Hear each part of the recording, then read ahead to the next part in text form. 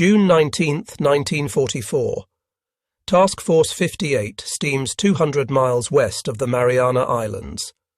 USS Enterprise, USS Lexington, USS Bunker Hill, USS Yorktown, and 11 other carriers launch Grumman F6F Hellcats toward the approaching Japanese fleet. Vice Admiral Mark Mitcher commands the American carrier force from his flagship Lexington, 15 flat tops carrying 905 aircraft against Imperial Japan's desperate attempt to stop the American advance toward their homeland. What Japanese naval aviators discover this morning will shatter their understanding of aerial combat. Lieutenant Warrant Officer Sakio Komatsu adjusts his flight suit in the ready room aboard the carrier Taiho at 0730 hours. The morning briefing emphasized maximum strike force against American carriers detected east of Guam. Intelligence reports indicate 15 large flat tops operating in 3 task groups southwest of Saipan. Komatsu prepares to fly escort for the second attack wave that promises to deliver a decisive blow against the American invasion fleet. His aircraft carries a centerline drop tank extending range to over 1,000 nautical miles, transforming the nimble fighter into a long-range escort platform. The attack doctrine emerged from Japan's successful operations in 1941 and 1942. Carrier-based strikes against Pearl Harbor, Darwin, and Ceylon achieved devastating results through coordinated attacks by experienced pilots flying superior aircraft. Commander Minoru Genda developed tactics that maximized the Zero's exceptional maneuverability and range advantages against Allied opposition. The concept relies on exploiting the Zero's ability to outturn any enemy fighter while maintaining longer combat endurance than American aircraft. A skilled pilot could dominate aerial engagements through superior positioning and energy management, regardless of numerical disadvantage. Task Force 58 represents America's most powerful carrier deployment since the war began. The 15 carriers include 6 Essex-class vessels displacing 27,000 tons each, with reinforced flight decks designed to operate heavier aircraft. This construction philosophy differs fundamentally from Japanese carriers, with their lightweight structures optimized for maximum aircraft capacity. American designers prioritize durability and damage control over pure numbers, accepting reduced speed in exchange for enhanced survivability against enemy attack. The F6F Hellcat entered service in late 1943 as a direct response to combat experience against the Zero. Grumman engineers designed the aircraft specifically to counter Japanese fighters, using lessons learned from captured Zero specimens and pilot reports. The Hellcat weighs roughly 12,000 pounds fully loaded with a 2,000 horsepower Pratt & Whitney R 2800 double wasp engine providing 380 miles per hour maximum speed. Armor protection includes 212 pounds of plate steel protecting the pilot, oil cooler and oil tank. Self-sealing fuel tanks prevent catastrophic fires from enemy gunfire. 6.50 caliber Browning machine guns with 400 rounds per gun provide firepower exceeding any Japanese fighter's armament. The Japanese formation launching from carriers Taiho, Shokaku and Zuikaku includes 128 aircraft approaching Task Force 58 from the west at 24,000 feet altitude. The pilots observe no American aircraft during their initial approach, suggesting tactical surprise against the enemy fleet. Many pilots in the formation completed training just months earlier, with less than 100 hours total flight time. The accelerated training program condensed what previously required 3 years into just 6 months due to mounting pilot losses throughout 1943. Basic combat maneuvers received minimal attention while navigation and formation flying occupied most training hours. Carrier landing practice averaged just 5 successful traps before operational deployment. Lieutenant Junior Grade Takeshi Yamamoto represents one of the few experienced pilots remaining, with over 600 combat hours accumulated since 1941. His experience includes missions over the Dutch East Indies and Rabaul, where Japanese naval aviation previously dominated encounters. The Zero's reputation for invincibility remained intact through 1942, despite increasing Allied resistance. However, the Guadalcanal campaign revealed troubling trends as American pilots developed effective counter-tactics against previously unstoppable Japanese fighters. The thatch-weave defensive maneuver negated the Zero's turning advantage, while hit-and-run attacks exploited its lack of armor protection. Ensign Hiroshi Tanaka flies as Yamamoto's wingman, having graduated from abbreviated flight training just 10 weeks earlier. His total flight time amounts to 75 hours, with only theoretical knowledge of aerial combat tactics. The fuel shortage forced elimination of advanced combat training, while ammunition scarcity limited gunnery practice to static ground targets. Most new pilots never fired their weapons at moving aerial targets before entering combat. The contrast between veterans and replacements creates severe tactical limitations within Japanese formations. Experienced pilots must simultaneously engage enemy fighters while protecting inexperienced wingmen who lack situational awareness. This burden reduces overall formation effectiveness, as veterans cannot fully exploit their skills while shepherding novices through their first combat experiences. American radar operators aboard USS Yorktown detect the incoming Japanese formation at 150 miles distance, providing 20 minutes advance warning before visual contact. Fighter director officers vector combat air patrol fighters toward specific intercept coordinates using precise radar plotting. This technological advantage transforms aerial defense from reactive scrambling to coordinated interception with altitude and positional advantages. The fighter director system represents revolutionary command and control capability developed through 2 years of combat experience. Each carrier maintains a combat information center where trained officers track all airborne contacts using radar displays.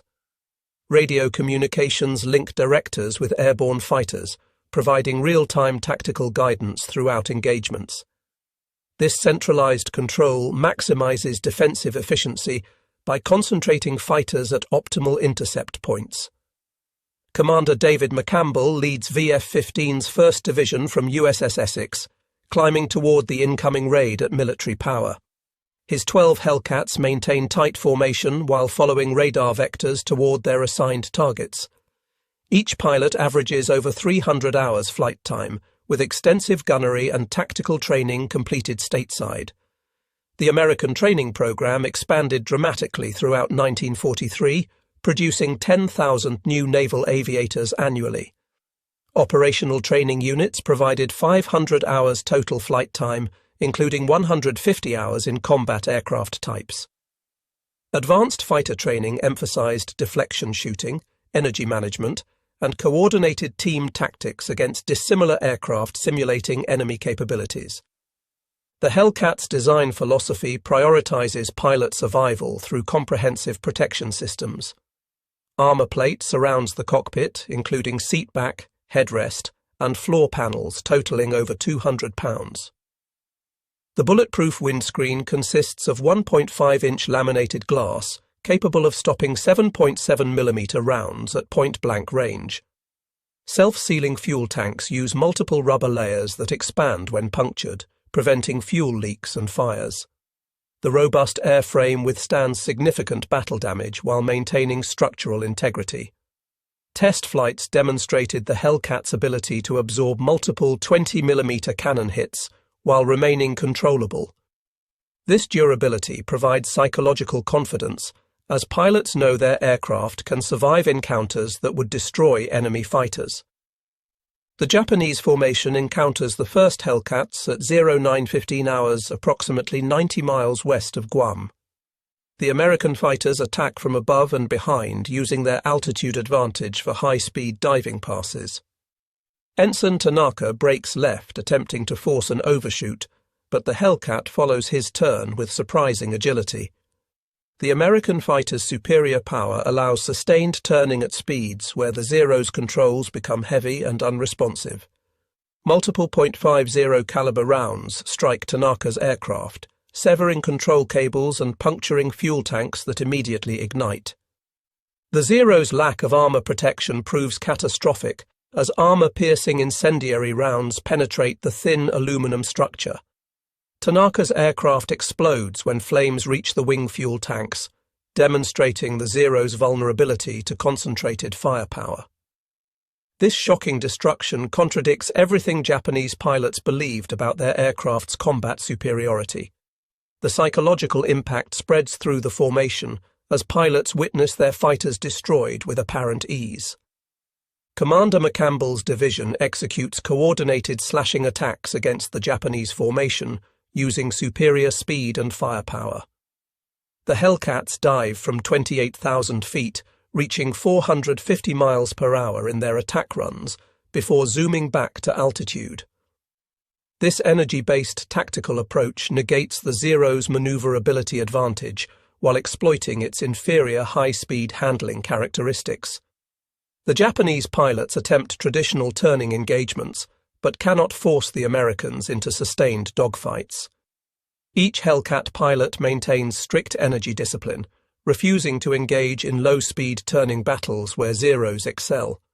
The Americans demonstrate remarkable teamwork, with wingmen protecting leaders during attack runs, while maintaining mutual support throughout the engagement. This coordination reflects extensive multi-aircraft tactical training, emphasizing section and division tactics over individual combat. The Hellcat's robust radio equipment enables clear communications despite electromagnetic interference from dozens of simultaneous transmissions. Japanese pilots struggle with inferior radio systems that produce static and feedback, preventing effective tactical coordination. Many Zero pilots disable their radios entirely due to constant interference, relying on hand signals and pre-briefed formations. This communication breakdown compounds tactical disadvantages as Japanese formations fragment under coordinated American attacks. The first engagement ends with severe Japanese losses, as 12 Zeros fall to Hellcat guns within 8 minutes. American pilots observe multiple characteristics that contradict intelligence estimates of enemy capabilities. The Japanese fighters demonstrate poor gunnery, with most bursts passing harmlessly behind intended targets. Their evasive maneuvers follow predictable patterns, suggesting inadequate combat training and limited tactical repertoire. Several Japanese pilots abandon advantageous positions through apparent confusion or inexperience, failing to exploit brief opportunities when Hellcats present vulnerable aspects. Lieutenant Alexander Vratsiu from VF-16 aboard Lexington intercepts a second Japanese formation attempting to penetrate the fighter screen. His section of 4 Hellcats engages 12 enemy aircraft with devastating effectiveness, shooting down 6 planes in 8 minutes. Vratsiu expends only 360 rounds of his 2,400-round ammunition load, demonstrating the effectiveness of American gunnery training. The concentrated firepower of 6.50 caliber guns proves overwhelming against the Zero's fragile structure. Short bursts produce immediate catastrophic damage, with wings separating, engines exploding, and fuel tanks igniting from incendiary rounds. The technological disparity becomes increasingly apparent as the battle develops throughout the morning. Hellcats absorb multiple hits from Japanese 7.7mm machine guns without significant damage, while their own weapons destroy Zeros with minimal ammunition expenditure. American pilots report enemy aircraft disintegrating under concentrated fire, often exploding after just 2 or 3 seconds of accurate shooting. The Zero's 20mm cannons pose a theoretical threat, but low muzzle velocity and limited ammunition reduce their practical effectiveness. Most Japanese pilots exhaust their cannon ammunition quickly through poor fire discipline, leaving only rifle-caliber machine guns for subsequent engagements. Radar-directed fighter control enables efficient vector management as American fighters intercept multiple incoming waves. The fighter direction officers maintain complete tactical awareness through radar tracking and pilot reports, positioning fresh fighters at optimal intercept points. This systematic defense prevents Japanese formations from coordinating massed attacks against the carrier force. Individual Japanese groups arrive piecemeal, encountering concentrated Hellcat formations positioned for maximum tactical advantage. The raiders suffer progressive attrition before reaching effective attack range of American vessels. Vice Admiral Jisaburo Ozawa launches his second wave at 0856 hours, comprising 128 aircraft from all available carriers. The strike includes 48 Zero fighters, 53 Judy dive bombers, and 27 Jill torpedo bombers tasked with overwhelming American defences through sheer numbers. However, the inexperienced pilots struggle with basic navigation as formations fragment during the long approach flight. Several groups become lost entirely, wandering aimlessly while consuming precious fuel reserves before finding their targets. Lieutenant Russell Reiserer from VF-31 aboard USS Cabot intercepts the second wave's leading elements 60 miles from the task force. His division of Hellcats attacks from up-sun, achieving complete tactical surprise against the enemy formation. The Japanese pilots fail to maintain proper lookout doctrine, allowing the Americans to approach undetected until opening fire. Within minutes, 5 enemy aircraft spiral toward the ocean, trailing smoke and flames from catastrophic structural damage. The surviving Japanese aircraft attempt to continue their attack run, but encounter successive Hellcat formations positioned at different altitudes. Each American interception follows similar patterns, with diving attacks from superior altitude, followed by zoom climbs back to perch positions. The Hellcats maintain energy advantage throughout engagements, dictating combat terms while denying Japanese pilots opportunities for effective retaliation. This tactical dominance reflects superior aircraft performance combined with extensive energy management training that maximizes the Hellcats' advantages. Japanese pilots trained for close-range maneuvering combat find themselves unable to engage effectively at high speeds, where the Zero becomes unmaneuverable. The second wave's attack on Task Force 58 achieves minimal results as survivors penetrate the fighter screen in scattered groups. Anti-aircraft fire from screening destroyers and cruisers creates dense barrage patterns that further disperse attacking formations. The few Japanese aircraft reaching the carrier's encounter concentrated defensive fire from multiple vessels firing proximity-fused shells. Only one torpedo bomber successfully launches its weapon, which USS Indiana easily evades through timely maneuvering. Commander McCampbell, leading VF-15's second strike, encounters the third Japanese wave at 1100 hours. His formation of 12 Hellcats engages over 40 enemy aircraft in a running battle lasting 20 minutes. McCampbell personally destroys 7 Japanese planes, while his wingman Lieutenant Roy Rushing accounts for 4 additional victories. The engagement demonstrates the cumulative effect of American training advantages as experienced pilots exploit every enemy mistake. Japanese formations dissolve into individual aircraft maneuvering defensively, abandoning their attack mission to survive overwhelming fighter opposition. Lieutenant Commander Kenji Suzuki observes the third wave's destruction from his damaged Zero struggling back toward the Japanese fleet. His aircraft bears multiple .50 caliber holes through wings and fuselage, with one elevator cable severed and the engine running rough. The severe losses exceed anything experienced in previous carrier battles, including Midway, where at least some aircraft successfully attacked enemy ships. Today's operations achieve virtually nothing while losing dozens of aircraft and irreplaceable pilots to enemy fighters. The intelligence failure becomes apparent as returning pilots report encountering an entirely new American fighter with unprecedented performance characteristics. Previous intelligence estimates based on captured F6F Wildcats suggested American fighters remained inferior to updated Zero variants in all performance parameters except diving speed. The Hellcat's ability to outclimb, outturn at high speed, and absorb tremendous damage contradicts every assumption underlying Japanese tactical planning. The enemy fighter appears purpose-built to exploit every Zero weakness, while negating its traditional advantages. Aboard Taiho, Admiral Ozawa receives fragmentary reports indicating catastrophic losses among all 3 attack waves. Surviving pilots describe overwhelming fighter opposition, with American aircraft appearing at every altitude and direction. The coordinated defensive system prevents concentration of attacking forces while achieving disproportionate attrition against Japanese formations. Radio intercepts suggest American losses remain minimal despite engaging superior numbers of Japanese aircraft throughout the morning's operations. Air operations officers aboard the Japanese carriers tally the mounting casualties as aircraft fail to return from their missions.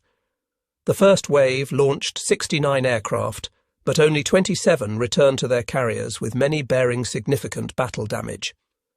The second wave suffers even worse, with barely one-third of 128 aircraft surviving the American fighter gauntlet. These losses represent not just aircraft, but irreplaceable pilots whose training required years of peacetime development. The implications extend beyond immediate tactical defeat to strategic collapse of Japanese naval aviation capability. The returning pilots exhibit signs of severe psychological trauma from their encounter with American fighters. Young aviators who graduated training just weeks earlier describe terror and helplessness facing an enemy that seems invulnerable to their attacks. Their 7.7mm machine guns appear completely ineffective, while American 50s tear their aircraft apart with devastating efficiency. The myth of the Zero's invincibility shatters completely as pilots witness squadron mates destroyed without opportunity for effective resistance. Veteran pilots like Yamamoto struggle to comprehend the reversal of aerial superiority they enjoyed throughout the war's early years. The tactical methods developed through successful campaigns in China, Southeast Asia, and the Pacific no longer function against this new American fighter. Years of combat experience become meaningless when the enemy refuses engagement on terms where Japanese pilots excel. The psychological foundation of Japanese naval aviation, built on technical superiority and pilot skill, crumbles in a single morning's combat. Morale aboard Japanese carriers plummets as maintenance crews count empty parking spots where aircraft should have returned. The flight decks, designed to operate 75 aircraft each, now hold scattered remnants of once powerful air groups. Mechanics and armourers who prepared aircraft for the morning's strikes stand idle with no machines to service or weapons to load. The human dimension of defeat becomes apparent as friends and squadmates fail to return from what promised to be a decisive victory. Admiral Ozawa contemplates the implications of continuing operations with drastically reduced air groups. The fourth wave of 82 aircraft prepared for launch, but reconnaissance reports indicate the American carriers maintain full combat capability despite 3 massed attacks. The sacrifice of additional pilots and aircraft seems pointless against an enemy that demonstrates overwhelming tactical and technical superiority. Yet withdrawal abandons the Saipan garrison and acknowledges defeat in what Japanese planners considered the decisive battle for Pacific supremacy. The communication breakdown between senior commanders and flying personnel becomes critical as accurate battle assessment proves impossible. Surviving pilots provide conflicting reports about enemy strength and capabilities, while staff officers struggle to compile coherent tactical analysis. The traditional Japanese emphasis on spiritual determination over material factors prevents honest evaluation of American advantages. Many commanders refuse to acknowledge that enemy fighters could so completely dominate their naval aviators regardless of numerical superiority. The F6F Hellcat's dominance stems from comprehensive design advantages addressing every aspect of aerial combat. The Pratt & Whitney R2800 double Wasp engine produces 2,000 horsepower, nearly double the Zero's 1,130 horsepower Sakai 21 engine. This power advantage translates into superior climb rate, acceleration, and high-altitude performance, where thin air reduces the Zero's already marginal power-to-weight ratio. The Hellcat climbs at 3,500 feet per minute compared to the Zero's 2,600 feet per minute, enabling American pilots to maintain energy advantage throughout engagements. The Hellcat's armament of 6.50 caliber Browning machine guns with an ample loadout of 400 rounds per gun delivers devastating firepower with excellent ballistic characteristics. Each gun fires 850 rounds per minute with a muzzle velocity of 2,900 feet per second, maintaining flat trajectory and hitting power at combat ranges. The total firepower exceeds 100 rounds per second of armor-piercing incendiary ammunition capable of penetrating engine blocks and igniting fuel tanks.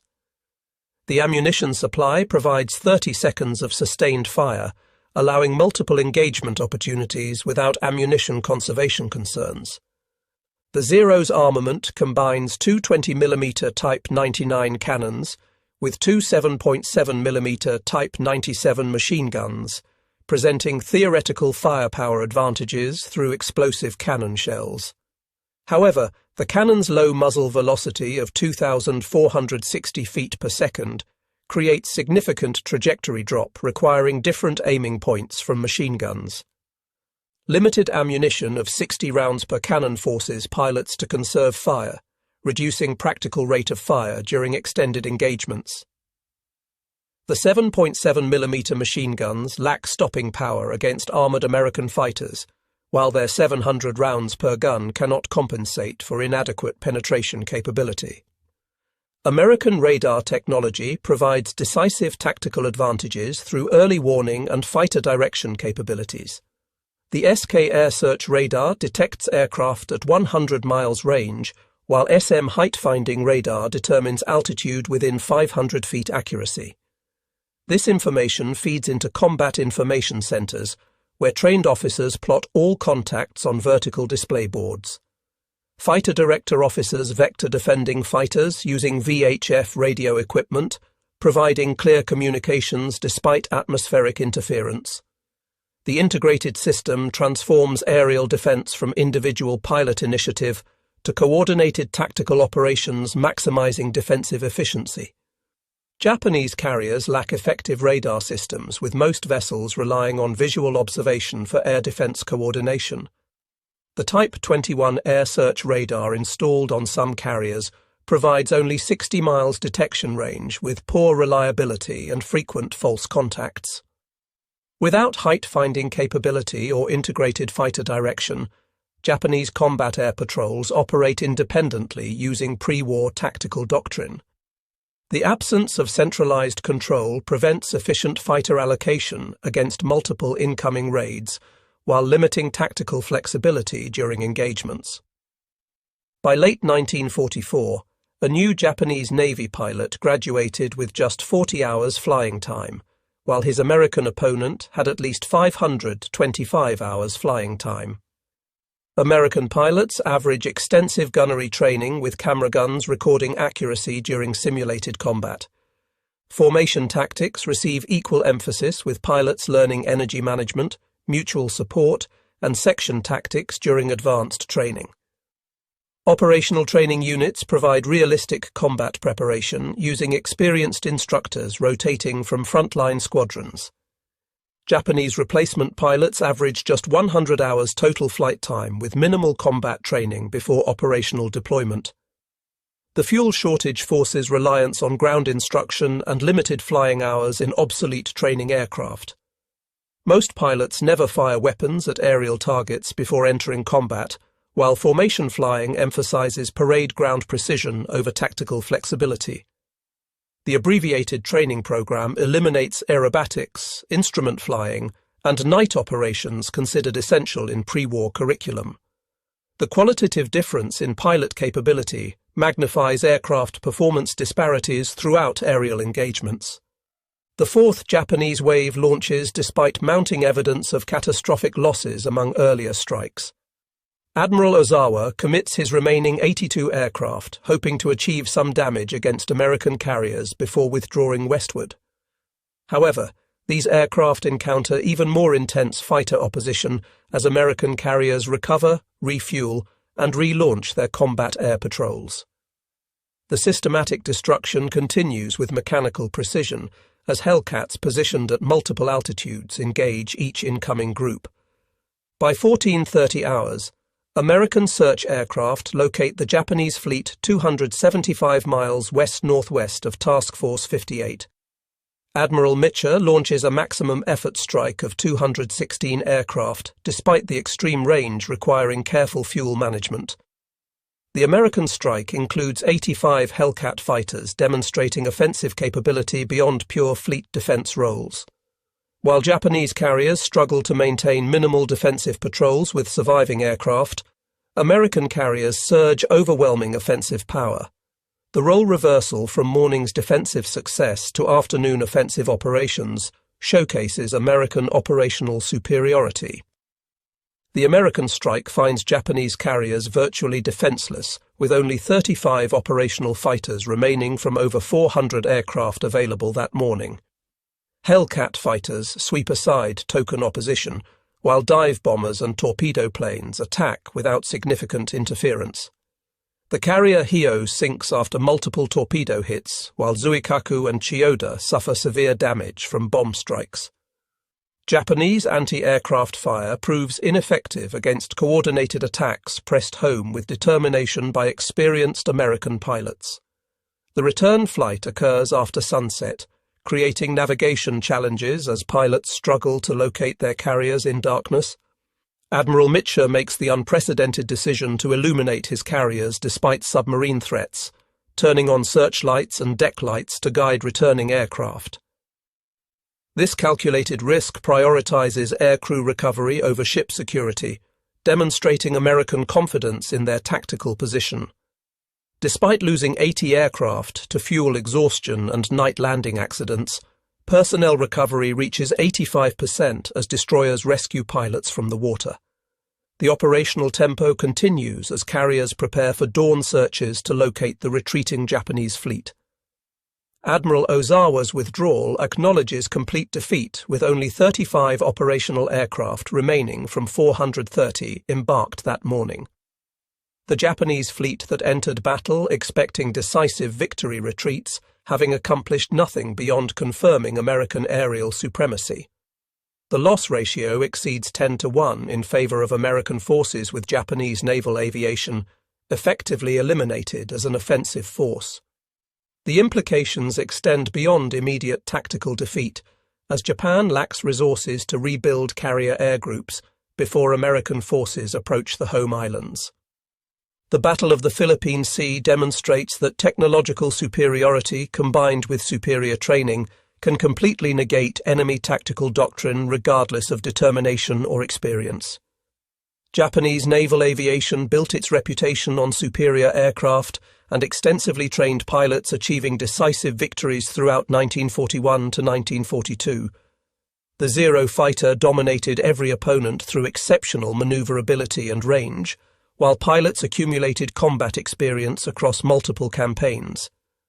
This combination created psychological supremacy, where Allied pilots entered combat expecting defeat against Japanese fighters. The Hellcat's introduction reverses this dynamic completely through purpose-built design, specifically countering Japanese advantages. American designers accepted weight penalties for armor and self-sealing tanks, creating an aircraft that survived damage that destroyed Zeros instantly. The powerful engine provided performance margins, allowing pilots to dictate engagement terms while avoiding situations where Zeros excelled. The massive firepower of 650 caliber guns overwhelmed Japanese aircraft structures designed for minimum weight rather than battle damage resistance. The American training system's expansion demonstrates industrial age warfare's triumph over craftsman tradition. While Japan struggled to train hundreds of replacement pilots using abbreviated programs, America trained thousands using systematic curriculum developed through operational analysis. The assembly line approach to pilot production achieved consistent quality through standardized instruction and extensive flying hours. Each American pilot represented an interchangeable component in the naval aviation system, rather than an irreplaceable individual whose loss crippled unit effectiveness. The radar-directed fighter control system exemplifies technological force multiplication beyond individual aircraft capabilities. The ability to position fighters optimally before visual contact negates Japanese tactical surprise while maximizing defensive efficiency. This systematic approach to aerial defense transforms carrier task forces from vulnerable targets to nearly impregnable fortresses against conventional air attack. The integration of sensors, communications, and command functions creates synergistic capabilities exceeding the sum of individual components. Japanese naval doctrine's failure to adapt to changing circumstances proves fatal when pre-war assumptions encounter wartime reality. The emphasis on offensive operations using carrier aviation achieving decisive victory through single engagements becomes irrelevant against an enemy that refuses such terms. American forces accept gradual attrition through sustained operations rather than seeking climactic battles for theatre supremacy. This operational patience, combined with industrial superiority, guarantees eventual victory regardless of individual engagement outcomes. The human cost extends beyond aircraft and pilots to institutional knowledge accumulated through years of training and combat experience. Japan's pre-war naval aviators represented an elite cadre whose skills required extensive development through rigorous selection and training. Their loss cannot be replaced through abbreviated wartime programs that produce pilots with minimal competence rather than excellence. The qualitative decline becomes self-reinforcing as inexperienced pilots suffer disproportionate losses, further degrading overall force effectiveness. Task Force 58 continues operations off Saipan despite Japanese attempts to disrupt the invasion through carrier aviation. The morning of June 20th brings renewed searches for the retreating Japanese fleet while maintaining defensive patrols against potential land-based attacks. American pilots who survived yesterday's combat describe it as just like an old-time turkey shoot, giving the battle its enduring nickname. The term captures both the one-sided nature of aerial combat and the mechanical efficiency of destroying Japanese aircraft.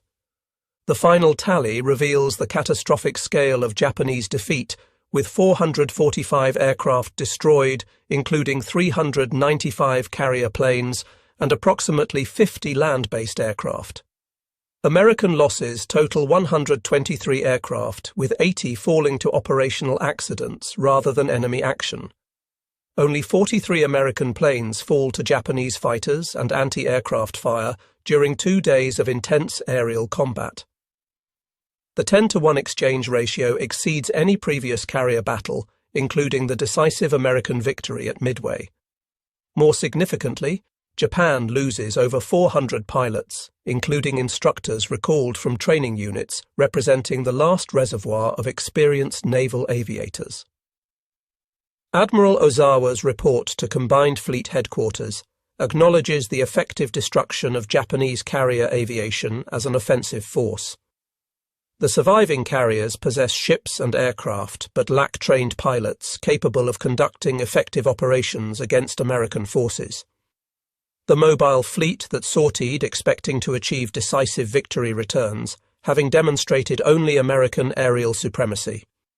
The strategic implications become apparent as American forces continue advancing toward Japan without meaningful aerial opposition from the Imperial Navy. The technological revolution in naval warfare demonstrated at Philippine Sea influences post-war aviation development worldwide. The integration of radar, communications, and fighter control establishes patterns followed by every major Navy-seeking carrier aviation capability. The emphasis on pilot survivability through aircraft protection and systematic training becomes standard practice, replacing pre-war acceptance of attrition. The Hellcat itself continues serving through the Korean War, adapted for ground attack missions that exploit its robust construction and heavy armament. American industrial superiority ultimately proves decisive through quantity and quality advantages that overwhelm Japanese forces regardless of tactical innovation or individual courage. The ability to produce thousands of aircraft monthly while training pilots to operate them effectively creates insurmountable numerical superiority. Each American loss can be replaced multiple times, while Japanese losses become permanent degradation of combat capability. The production statistics reveal the hopelessness of Japan's position. America produces 96,000 aircraft in 1944, while Japan manages only 28,000 despite total national mobilization. The Hellcat achieves the highest kill ratio of any American fighter with 5,223 confirmed victories against 270 losses in aerial combat. This 19-to-1 ratio exceeds every other aircraft type, while accounting for 75% of all Navy aerial victories despite entering service halfway through the war. The F6F validates the design philosophy prioritizing pilot survival and firepower over pure performance metrics.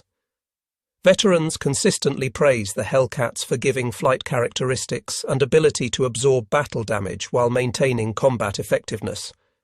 Japanese naval aviation never recovers from the Marianas disaster, relegated to desperate kamikaze attacks that sacrifice pilots and aircraft for minimal strategic impact.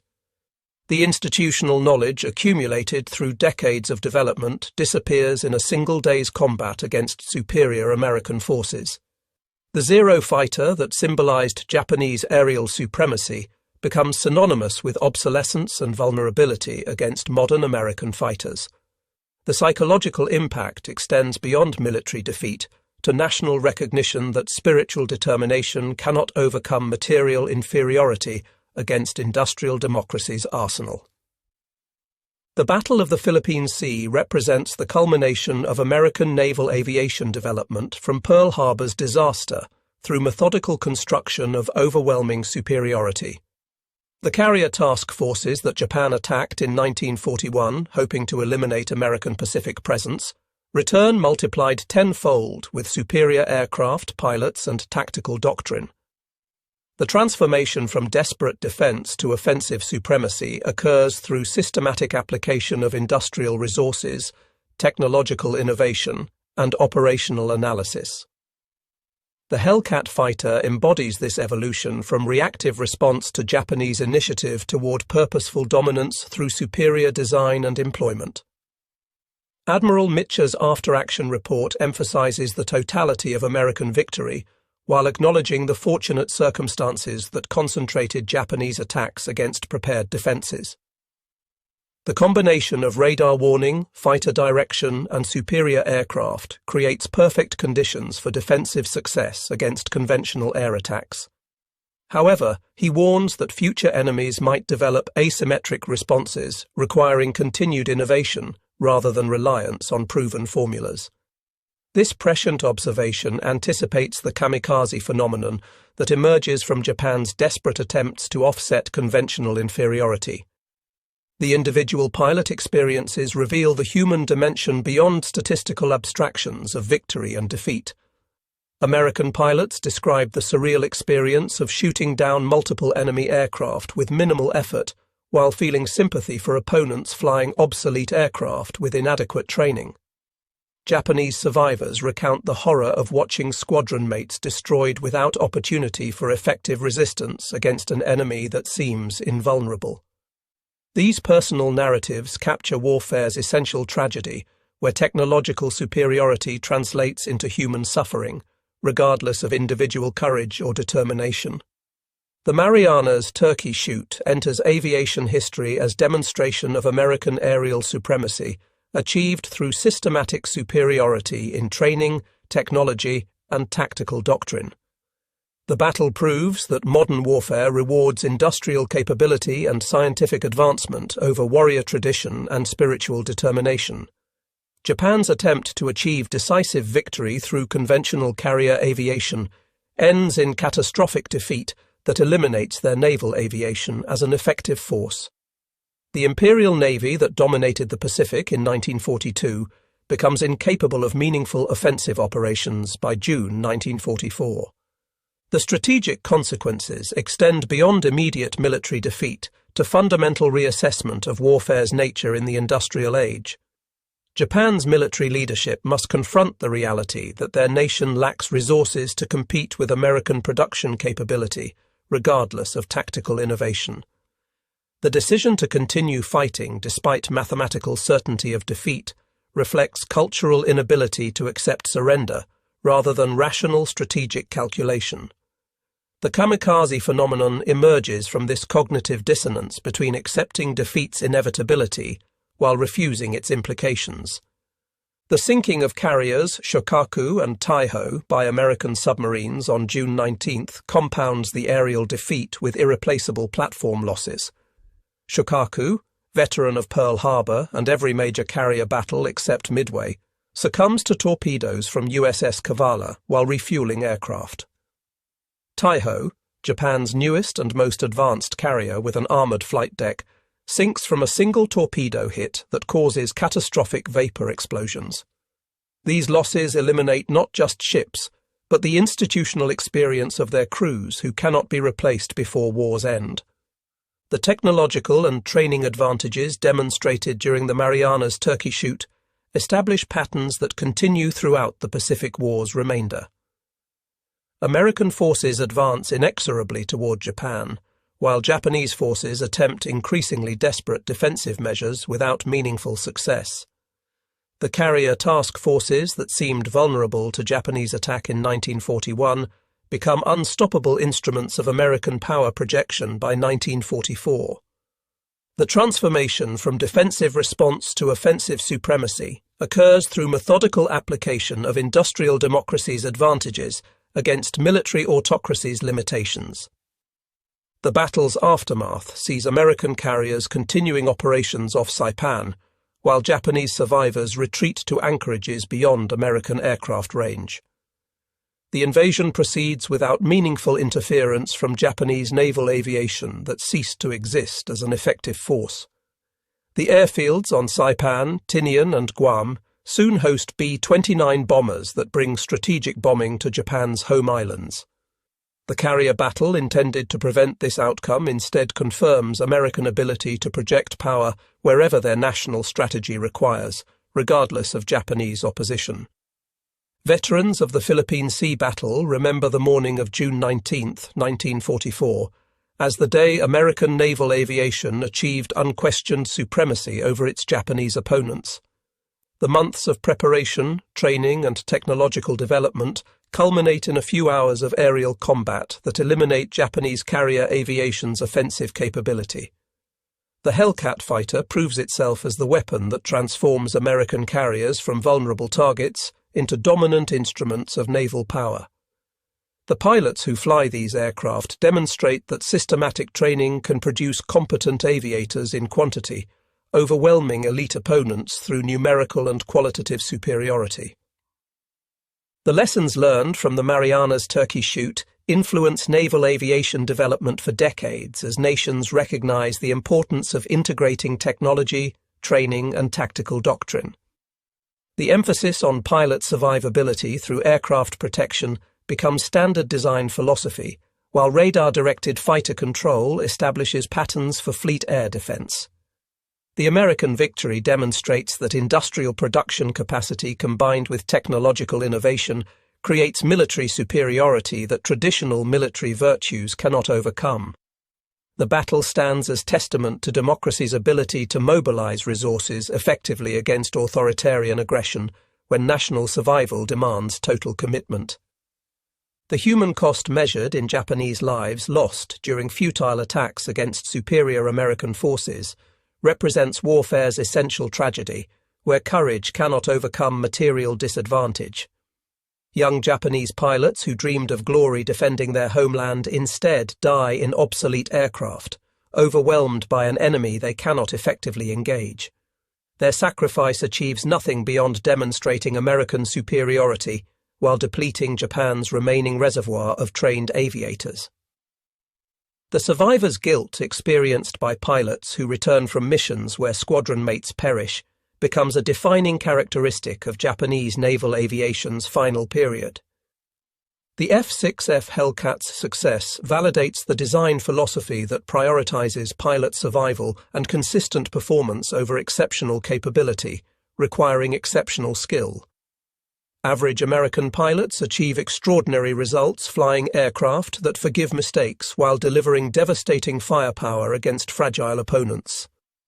The Zero that demands perfection from its pilots while offering no margin for error becomes a liability when pilots lack extensive training and combat experience. The contrast between design philosophies reflects deeper cultural differences about valuing human life versus achieving military objectives regardless of cost. The Battle of the Philippine Sea marks the end of carrier aviation as a balanced competition between opposing forces with complementary advantages. American technological and training superiority creates conditions where combat becomes execution rather than contest with outcomes determined before engagement begins. The Japanese pilots who launch from their carriers on June 19th fly into predetermined destruction, lacking any realistic capability to achieve their objectives against prepared American defenses. The Turkey Shoot metaphor captures this essential imbalance where one side holds overwhelming advantages that guarantee victory regardless of enemy actions. The strategic implications of the Marianas Turkey Shoot extend throughout the Pacific War's remainder, as Japan cannot rebuild carrier aviation capability before eventual defeat. The pilots lost during one morning's combat represent years of training investment that cannot be replaced through abbreviated programs producing marginally competent replacements. The institutional knowledge accumulated through decades disappears when experienced pilots die without opportunity to transfer their skills to the next generation. The qualitative collapse becomes irreversible as inexperienced pilots suffer disproportionate losses in subsequent operations, further degrading overall effectiveness. The morning of June 19, 1944, witnesses the destruction of Japanese naval aviation as an effective military force through systematic demonstration of American superiority. The F6F Hellcat fighter serves as the principal instrument of this victory, combining protective design, powerful armament, and superior performance in an aircraft that average pilots can employ effectively. The integration of radar warning, fighter direction, and coordinated tactics creates defensive efficiency that overwhelms Japanese attacks regardless of determination or tactical innovation. The battle proves that industrial democracy's arsenal can produce military superiority through methodical application of technological and training advantages against traditional military opponents who rely on spiritual factors to overcome material disadvantages. The Marianas Turkey Shoot enters history as the decisive moment when American naval aviation achieved supremacy that continues through the Pacific War's conclusion. The Japanese carriers that once projected power throughout the Pacific become floating targets for American aircraft they cannot effectively oppose. The transformation from Pearl Harbor's vulnerability to Philippine Sea's dominance demonstrates democracy's capacity for military regeneration when facing existential threats.